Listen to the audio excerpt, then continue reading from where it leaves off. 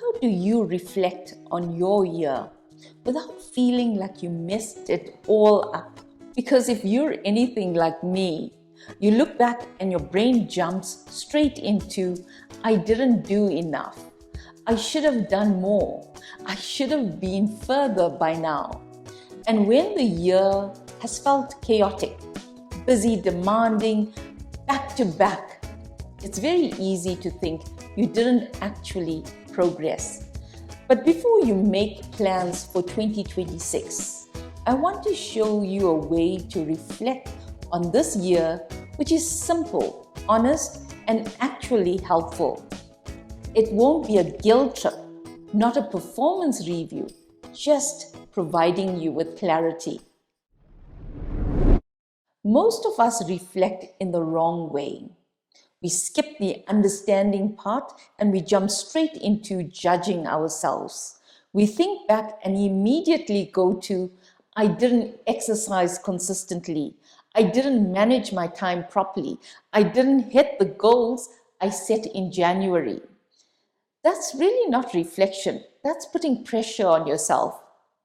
What I want to show you today is a different approach, a way to reflect that actually gives you insight into your patterns.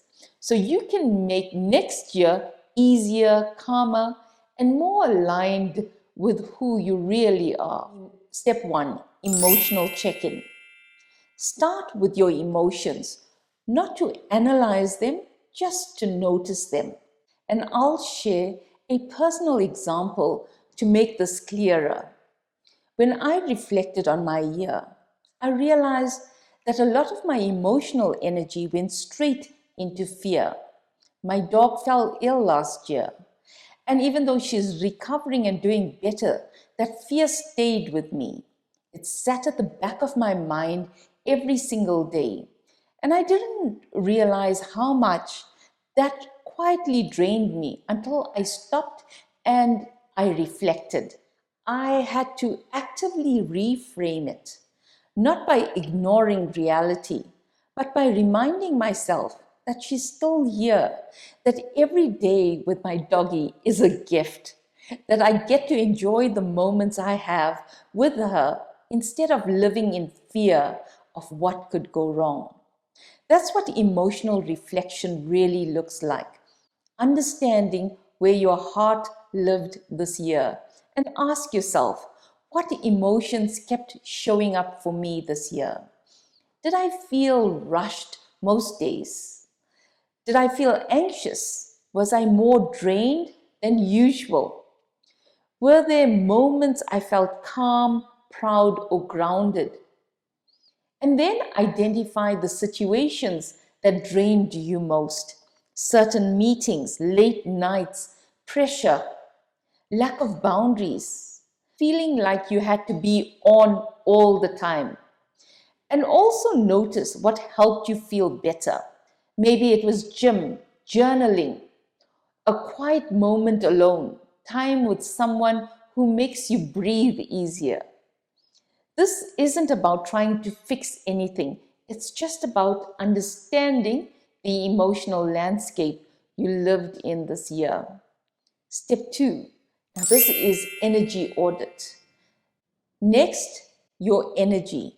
This is where most people skip straight to goals instead of asking the real question. What actually carried me through this year and what drained me to the point of burnout? And again, I'll share an example. One thing that supported my energy this year was working out with Coach Jay. I made him my accountability partner, and I booked times that realistically worked for my routine, not some fantasy schedule. And because of that, I showed up consistently. That movement gave me energy. It stabilized my mental health, and it helped me cope with life's micro challenges with a clearer mind. Ask yourself, what gave me energy this year? What exhausted me? Where did I feel like myself? Where was I forcing things that weren't working? What flowed naturally? When you reflect through the lens of energy, not achievements. Everything becomes clearer. You start to see exactly where your systems supported you and where they may have collapsed. Step 3, behavior and pattern review. Now let's look at your habits. But don't think about the habits you wanted to have. Think about the habits you actually had. What did you consistently do without forcing yourself? Now that tells you what naturally aligns with your life and rhythm. Before calling yourself inconsistent, ask, did this habit actually fit my real life? Did I have the energy? Did I have the bandwidth? Or was I expecting too much from myself in a difficult season? This isn't about blaming yourself. It's about understanding the patterns that shaped your year. So next year, you build systems that support you and does not punish you.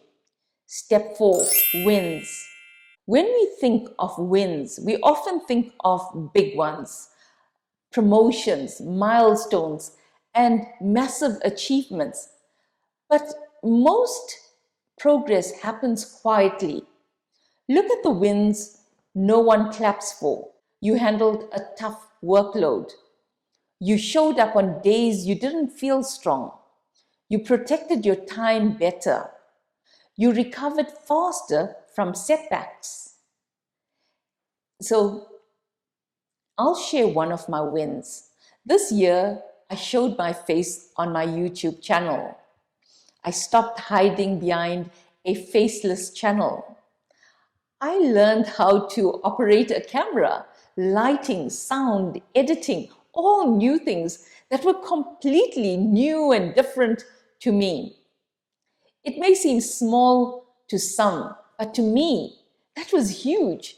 That was growth. That was me stepping into the new version of myself. Now, these kinds of wins matter because they show you who you're becoming, not just what you're producing. Step 5, honest challenges. Now, let's talk about the challenges, not to shame yourself, but to understand what needs attention.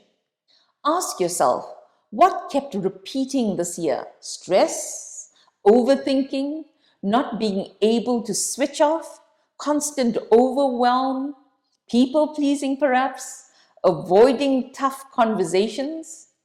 Ask yourself, what do I honestly think the root cause was? Not the surface problem, the real one underneath. What did I avoid this year?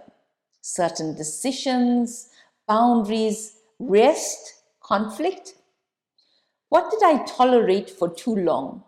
This question alone is life-changing because what you tolerate becomes your normal.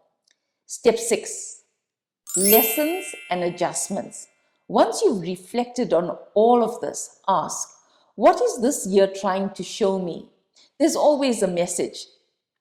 Maybe you need better structure. Maybe you need more support. Maybe you need to slow down in certain seasons.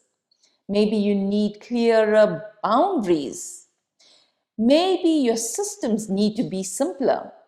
And then ask yourself, what small adjustments can I make next year to make life easier? Not big goals, not a 20-step transformation, just small changes that support who you are becoming. If this year felt heavy or messy, please hear me when I say this. It doesn't mean you failed. It means you were human in a demanding year. And before we plan 2026, you deserve to understand the year behind you, honestly, gently, and without pressure. If this helped you, I'd love to know what's one thing your year is trying to teach you. Share it in the comments. I really would love to read them.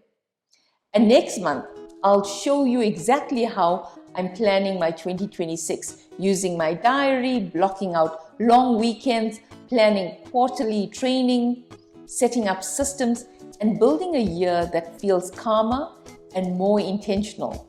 Take a breath, reflect, and remember you matter.